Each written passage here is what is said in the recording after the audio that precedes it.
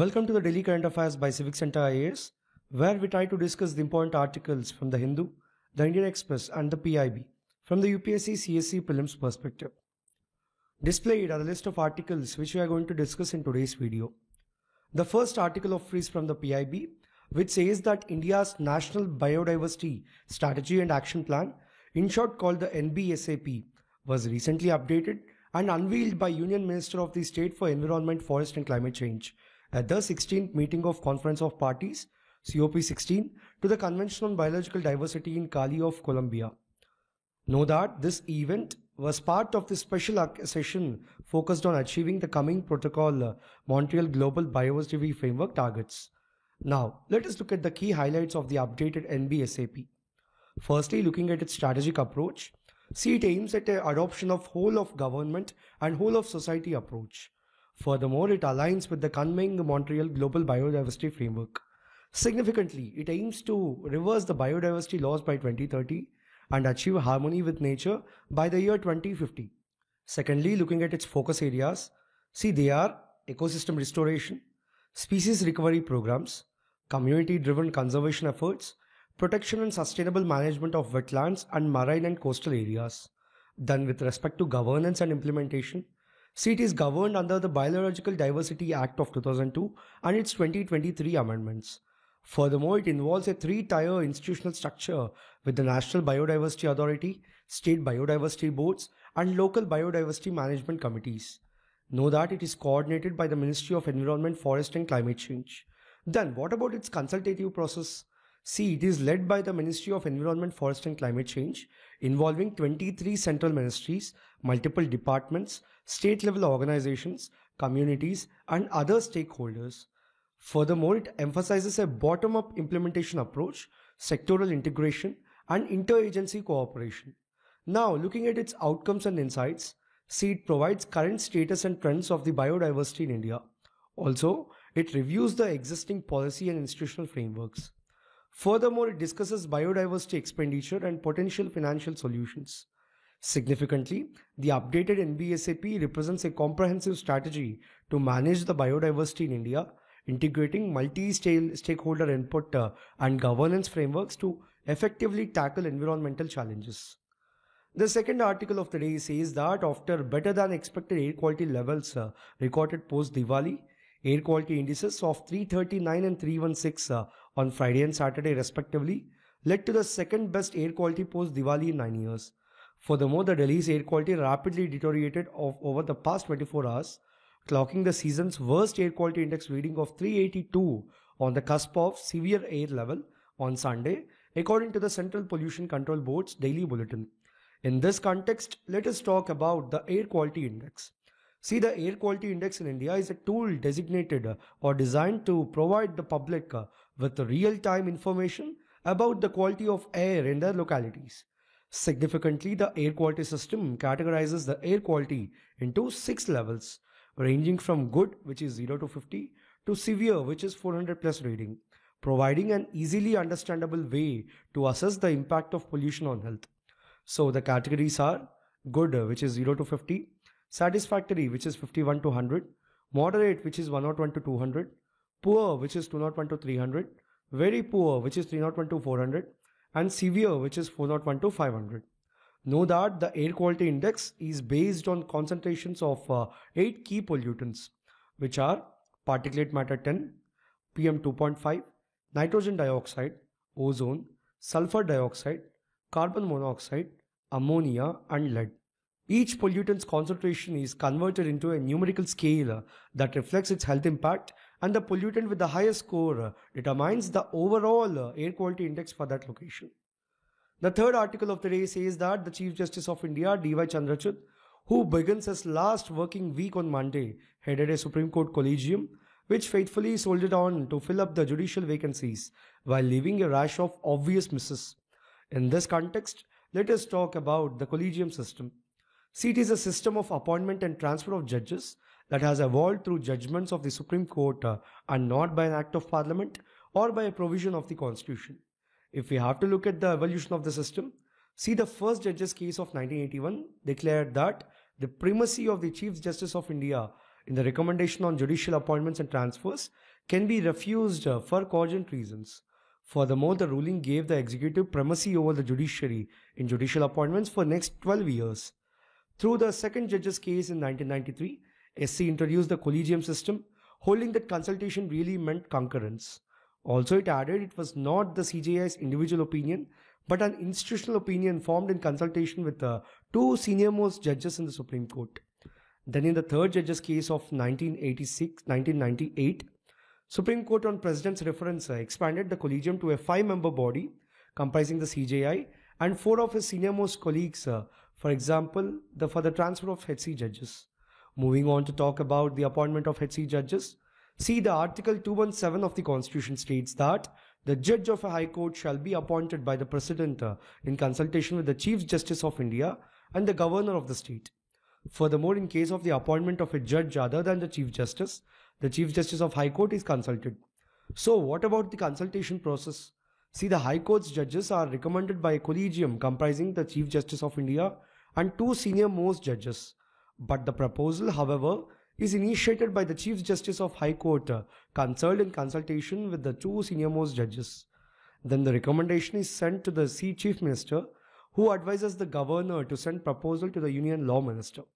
Significantly, the Chief Justice of High Court is appointed as per the policy of having Chief Justices from outside the respective states.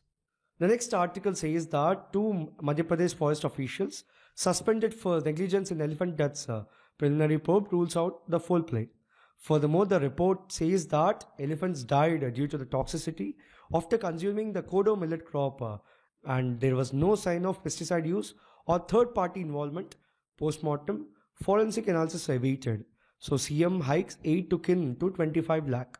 In this context, let us talk about Bandhavgarh Tiger Reserve and then about the elephants.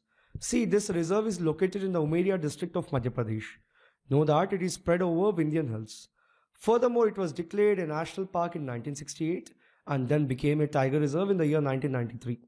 Also, it is known for the Royal Bengal tigers. Notably, the density of the tiger population at the Bandhavgarh is the highest known in India as well as in the world also. Talking about its vegetation, see, it is mostly of dry deciduous type. Then talking about the flora, the Bandhavgarh is specially filled with sal forest in the valleys and bamboo stretches on the lower slopes of the region. Moving on to talk about the fauna, the important prey species consists of chital, sambar, barking deer, nilgai, chinkara, wild pig, chausinga, lagur, and rhesus macaque. Then talking about the elephants, see, elephant is the natural heritage animal of India. Significantly, elephants are considered a keystone species as they play a key role in maintaining the balance and health of the forest ecosystems. Now, talking about the elephants in India, see, elephants has the largest number of wild Asian elephants, estimated at 29,964 according to the 2017 census by Project Elephant. Significantly, Karnataka has the highest number of elephants, followed by Assam and Kerala. Then talking about the conservation status, see, the IUCN Red List categorized it as endangered. Then it is under the Schedule 1 of the Wildlife Protection Act of 1972. Furthermore, it is under Appendix 1 of CITES. Now moving on to talk about the Project Elephant. See, the Project Elephant was launched with the following objectives. Firstly, to protect the elephants, their habitat and corridors. Secondly, to address the issues of man-animal conflict. And lastly, the welfare of captive elephants. The next article says that the Union Home Minister Amit Shah on Sunday said tribals would be exempted from the Uniform Civil Code whenever or wherever it is implemented in India, added that there was no confusion about it. In this context, let us talk about the Uniform Civil Code. See, the Uniform Civil Code is a proposed set of laws intended to replace the diverse personal laws governing various communities in the country with a single set of laws which are applicable to all citizens irrespective of their religion. Know that the code comes under the Article 44 of the Constitution, which lays down that the state shall endeavour to secure a uniform civil code for the citizens throughout the territory of India. Notably, it is part of the directive principles of state policy. So, these principles are not legally enforceable, but are meant to guide the state in making policies. Furthermore, it has been supported by some as a way to promote national integration and gender justice, but opposed by others as a threat to religious freedom and diversity. Significantly, the idea of UCC is to promote equality and non-discrimination by ensuring that all the citizens are governed by the same set of laws in matters such as marriage, divorce, inheritance, and adoption. See, the only state in India that has UCC is Goa, which that had UCC is Goa, which retained its common family law known as the Goa Civil Code after it was liberated from Portuguese rule in 1961 under Uttarakhand, or until Uttarakhand also implemented it. The rest of the India follows different personal laws based on their religious or community identity. So recently, Uttarakhand has passed the Uttarakhand Uniform Civil Code Bill 2024, becoming the first state in India to implement a uniform civil code.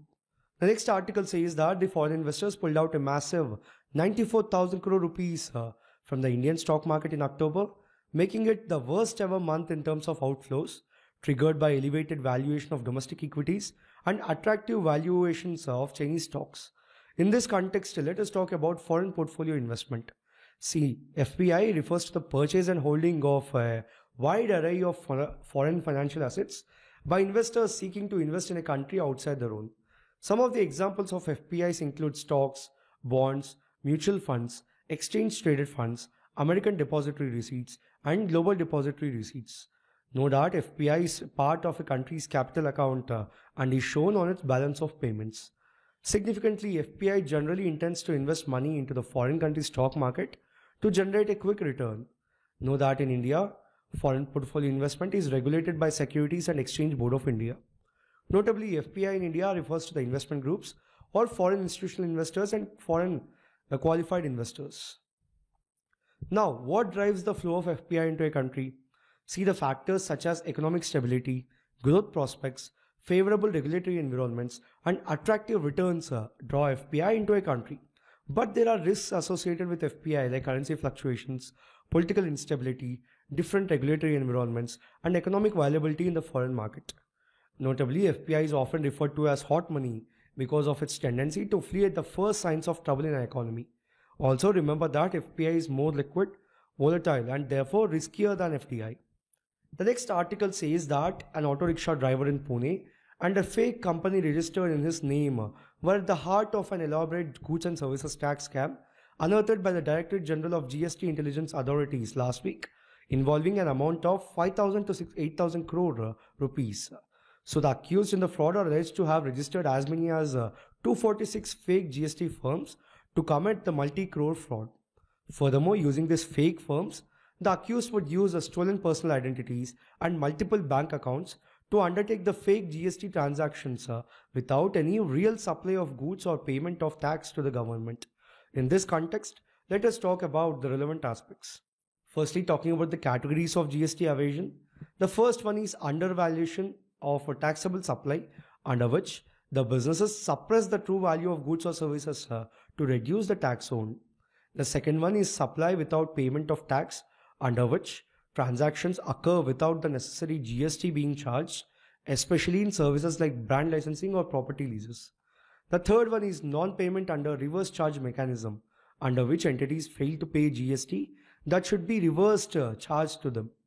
And lastly, wrongful availment of input tax credit, under which fraudulent claims of ITC through fake firms, invoices, and other falsified claims are done.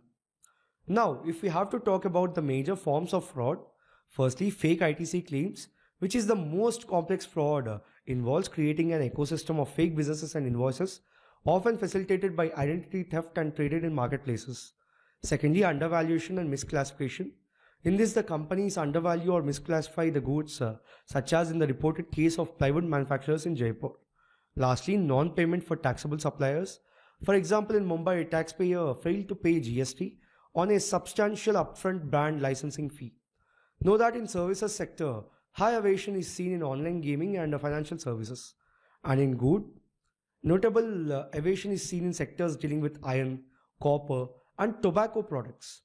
Notably, Mumbai has the highest detected amount of GST evasion, followed by Delhi, Pune, Gurugram, and Hyderabad. Often the amount detected surpasses the amount recovered due to the complex and layered nature of the fraud, which allows the perpetrators to exhaust or transfer the falsely claimed credits before the authorities can intervene effectively.